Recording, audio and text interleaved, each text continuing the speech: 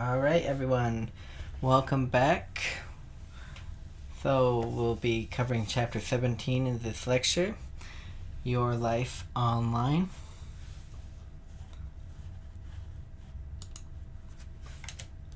So in today's lesson objectives, we're going to be describing the purpose of blogs, forums, and wikis, understand the function of social media networks and how they work, understand the difference between open and closed social networks, describe how to use LinkedIn, describe what constitutes your digital identity, understand the importance of maintaining a good digital identity, explain how to avoid cyberbullying, and understanding the health risks that arise from prolonged computing. So, as you're probably well aware, we are social beings. How do we share information? Computer bulletin board systems, BBS, were the precursors of modern posting platforms, including blogs, forums, wikis. Social media networks. A social media network is a dedicated website that enables users to communicate with one another. Users can post information, comment on other people's posts, upload pictures and videos, play games, send email messages, or engage in online chats with one another. You join a social media site to connect with people. Building the network. Once you create a profile and personal page, you go about the task of inviting other people to connect with you on your page. These people may be called friends, or contacts, or connections. A social network is a network of people. People you know and people who know people that you know. The power of a social networking is that your current friends can lead you to new friends. Friends and friend requests. You invite people you know to be your friends on the site. Anything you post on your page can be seen by all your friends unless you take extra steps to share certain items with only selected friends. A friend request is an invitation to become online friends. When you accept a friend request, you can then visit your friends' pages. You can also see all of their friends and send friend requests to these people. As a matter of personal safety, you should accept friend requests only from people you know. Social media networks. Why do people join social networks? Expanding your list of business contacts, promote yourself and advertise your skill sets, look for job leads or to find people to fill open positions, advertise upcoming events, post job openings, and promote brand awareness. Popular social media networks: Facebook, LinkedIn, Twitter, Instagram, Snapchat, YouTube, and Vine. Open versus closed social media networks. Open social networks are open to the public. Closed social networks are private and internal to a company or organization or school. To participate on a closed social network, you must have an account associated with your organization, and usually you use your work email address to sign in. Closed social networking services can be used for private communication and collaboration. Advantages of closed networks. They enable businesses to harness and leverage the power of social networking. They include message boards, new feeds, shared file locations, shared capability. They provide a central location for discussions, announcements, wikis, and file storage. They provide an opportunity and a platform for all employees to participate in company happenings and conversations. Examples of closed social networks include Neo, Yammer, and Slack. Taking a look at LinkedIn, a social network of professional connections. The purpose of LinkedIn is to be visible, searchable, and findable. The connection hierarchy. The first degree, these people are people you're directly connected to. The second degree, these people who are connected to your first degree connections, you can send them an invitation to connect.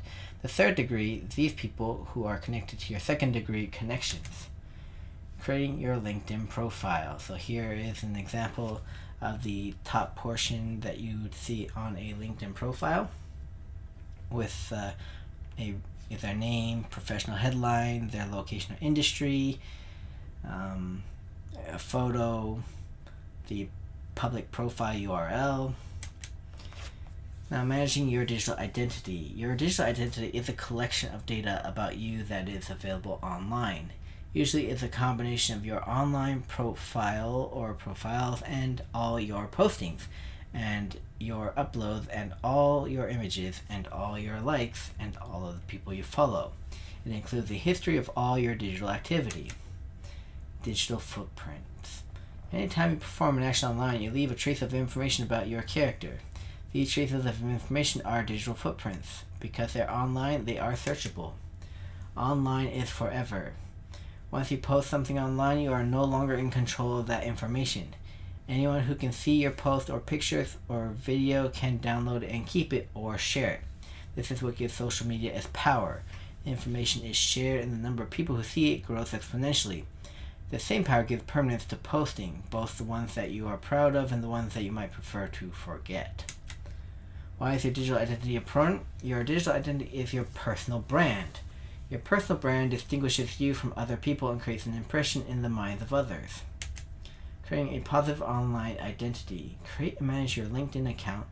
Take the time to create a well-written professional profile. Manage your Facebook profile and remove any photos that do not show you in a professional light. Create a Twitter account and use it to share information that others may find valuable. Create and post to a blog that shares positive and professional ideas. Never post or send communication in anger. Personal identity and professional identity. Some people would prefer to maintain separate online identities, one for personal pursuits and one for professional pursuits. Aliases. An alias is an assumed name. Some people use their real name and an alias to create and maintain separate online identities. In some profiles, you are encouraged or even required to use an alias. People with common names are often forced to use aliases as well. Managing your online identity. Take a proactive role in creating and maintaining a positive online identity. Be careful about what you share. Take the time to create and share material that shows you are intelligent, thoughtful, and responsible. Find articles about issues you care about and comment on them and share them with others. Try to remove any posts that show you in an unfavorable light. If necessary, seek help from a company that provides identity services. Online behavior. Remember that not everyone is who they say they are. Online anonymity can make people feel free to behave in ways they normally wouldn't in face-to-face communication. Some are less shy online. Some more readily express anger. We all have a moral and ethical responsibility to treat others with respect. Cyberbullying. Bullying is not a harmless electronic action aimed at no one in particular. Bullying is targeted at real people and can cause real damage. Victims of cyberbullying are more likely to suffer from low self-esteem and to consider suicide. Cyberbullying can have serious consequences. Coping with change. Computers and your health. If you refuse to change, you may be left behind. Try to approach new technology as a new opportunity rather than as an obstacle. Achieving digital literacy is important for everyone. Disengaging. For how many hours every day are you connected and engaged with others online? Do you receive and examine notifications all day long? Do you take time to be alone? Human beings need time to disengage from external stimuli. Internet addiction. The warning signs. Thinking continually about online activity. Losing interest in other hobbies or pastimes. Spending more and more time online. Suffering fatigue or experiencing a change in sleep habits. Risking significant relationships, jobs, educational or career opportunities because of internet use. Lying to family members, therapists, or others about how much time you spend on the internet. Ergonomic best practices. Sit in a chair that provides lower back support, armrest, and adjustable height. Use an ergonomic keyboard and position the monitor correctly. Never work at the computer without taking regular breaks. Keep your feet flat on the floor and your thighs and forearms parallel to the floor. So to summarize this chapter, we've described the purpose of blogs, forums, and wikis, understand the function of social media networks and how they work, understand the difference between open and closed social networks, describe how to use LinkedIn, describe what constitutes your digital identity, understanding the importance of maintaining a good digital identity, explain how to avoid cyberbullying, and understanding the health risks that arise from prolonged computing. Thank you very much for watching, and I will see you next lecture. Thank you.